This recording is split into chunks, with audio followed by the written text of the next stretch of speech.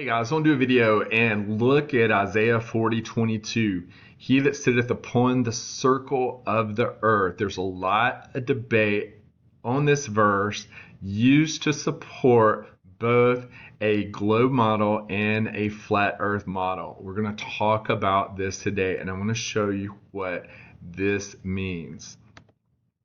And let's read the verse in Isaiah 40:22. It is he that sitteth upon the circle of the earth, and the inhabitants thereof are as grasshoppers, that stretcheth out the heavens as a curtain, and spreadeth them out as a tent to dwell in.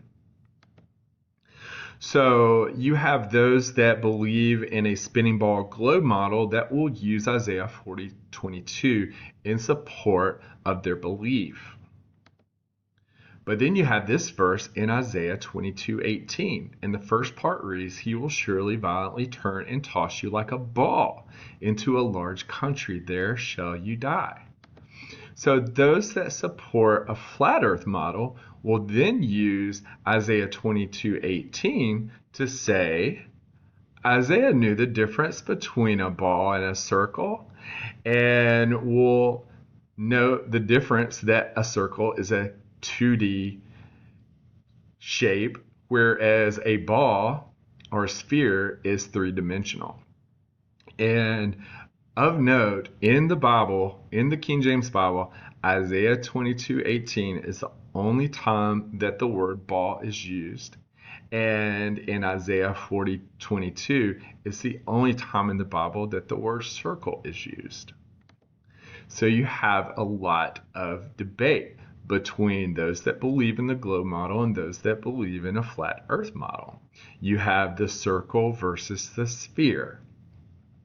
And this causes a lot of arguments. But like everything else that we have seen in the past year studying Satan's little season, this is again a false dichotomy. And this is one of the main tactics that Satan's using in this little season of deception to get people divided and off track on what things truly mean, where we are, who we are, when we are. The lies and the deception, the spiritual warfare go deeper than most people know during the end of Satan's little season, the time that we're in right now. This false dichotomy, they're going to give you two lies and not tell you the truth. And they're going to mix in lies with the truth to get you off track and confuse you. So this brings me to the continental drift hypothesis, and we've done a couple of videos about this already. But again, a quick review on the continental drift hypothesis. This was first proposed by Alfred Wegener, a German scientist, in 1912, and proposed that the Earth's outer layers are composed of plates, and that slowly, over millions and millions of years, that these layers move, and that they move through plate tectonics. And then they give a lot of evidence on their continental drift hypothesis. And it's a lot of good evidence. For instance, puzzle pieces, that the continents, if you put them closer together, they fit together exactly like a jigsaw puzzle. And rock formations, that there's similar rock formations found on different continents. For instance, in the United States, on the eastern coast in the Appalachian Mountains, that those mountains are similar to rocks in Greenland and Western Europe. And in eastern South America, they have rock structures that are similar to Western Africa. Again, these continents fitting together and showing rock strata that fit perfectly. They also have other evidence such as landforms, fossils, and climate. And this theory shows through this evidence, and you can see more here on coal beds, on folded mountains, more fossil records, that 250 million years ago, all of the landmasses were together in a supercontinent known as Pangaea. And what our world today also tells you that 250 million years from now, there will be a return of the continents through this gradual, slow process of plate tectonics, where eventually it will reform into Pangaea Proxima or Pangaea Ultima. And they propose that this is the model that the Earth will look like 250 million years from now. And you can see its shape right here. Again, in Satan's little season, they're going to tell you the truth, but mix it in with lies. We're in the season of deception. So is the Pangaea theory compatible with the Bible? Well, if you look at it from a sudden cataclysmic event that caused these land masses to suddenly break apart into the continents that we see today, then yes, it is compatible.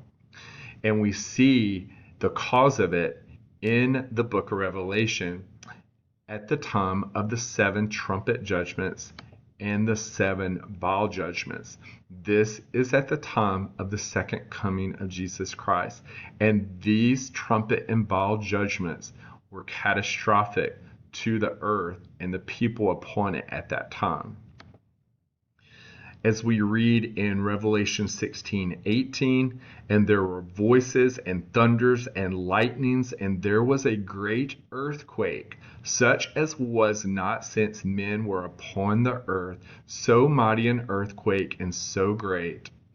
And the great city, speaking of Jerusalem, was divided into 3 parts, and the cities of the nations fell, and great Babylon came in remembrance before God. This was the 7th vial judgment, and it was a mega quake, unlike any that the world had ever experienced and has never experienced since. And I proposed in other videos that the 3 parts of biblical Jerusalem are now possibly different cities that we know well today in this world, such as London, Paris, and New York. That this supercontinent at that time was violently broken apart with this earthquake, with these judgments, with the 7th vial judgment to the continents that we see today. Again, this was a mega quake. The 7th bowl or the 7th vial judgment. Again, the 7th angel poured out his bowl into the air, and there were flashes of lightning, rumblings, peals of thunder, a great earthquake such as there had never been since man was on the earth. So great was that earthquake. The great city was split into 3 parts, and the cities of the nation fell. So yes, the Pangaea theory is compatible with the Bible, but it didn't happen over 250 million years of plate tectonics. It occurred at the 7th vial judgment. This is what they tell you that Pangaea looked like long ago. But remember this verse that we're looking at, Isaiah 40:22. He sits above the circle of the earth. And then remember what they tell you the earth will look like 250 million years from now. The circle of the earth is here. This is what Pangaea looked like. This is what the earth looked like in Isaiah's time when he was writing the book of Isaiah. This is what the world looked like in biblical times, with Jerusalem in the center, in the midst of the earth, just like the Bible says. And in the middle, you have a sea. The earth is a circle around a circular sea. And we know this sea, it is a very prominent sea in the Bible. It's the Sea of Galilee. Our churches and our history will tell you that the Sea of Galilee is this little small sea along the Jordan River, with Israel being this small sliver of land in the Middle East. But this is not what Israel, nor the Sea of Galilee, nor the earth looked like in biblical times. And you can see here a modern day picture of the Sea of Galilee and the Jordan River draining into it. And see the scope of this sea. It's actually a lake. It is so small, just a few miles across. You can see the other side of it. And the Jordan River is not this massive river. It is this small river meandering through modern day Israel. These are not the Sea of Galilee, and this is not the Jordan River that we read about in the Bible. Galilee, its name means circle. And this is where it was. This is the circle of the earth that Isaiah was speaking about, with the Sea of Galilee, the circular district in the middle. The earth circled the Sea of Galilee. Again, you can see here modern day Sea of Galilee. You can see the coastlines on both sides. This is a large lake, if that. They're lying to us. The Sea of Galilee was a massive sea, bigger than the Mediterranean Sea, in the central part of the earth.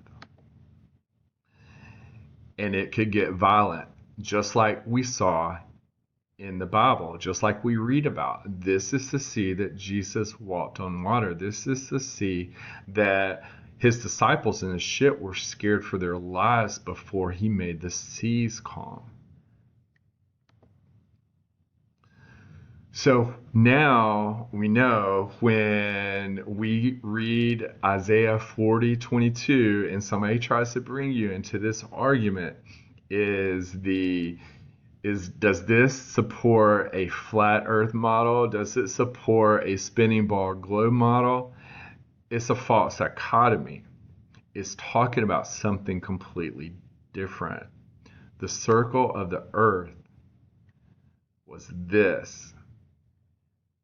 And after the seventh final judgment, this supercontinent Pangea, with the Sea of Galilee in the center, with Jerusalem in the midst, broke apart.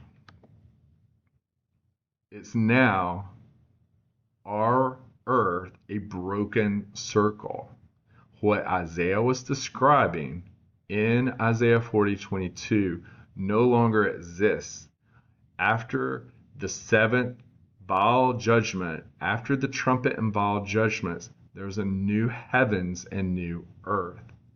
And this is what the earth looks like after those cataclysmic judgments, the earth that we see today. And so what is the shape of the earth? It's this. This is the shape of the earth. It's not a circle anymore. It's what we see after the cataclysmic judgments from the seventh vial.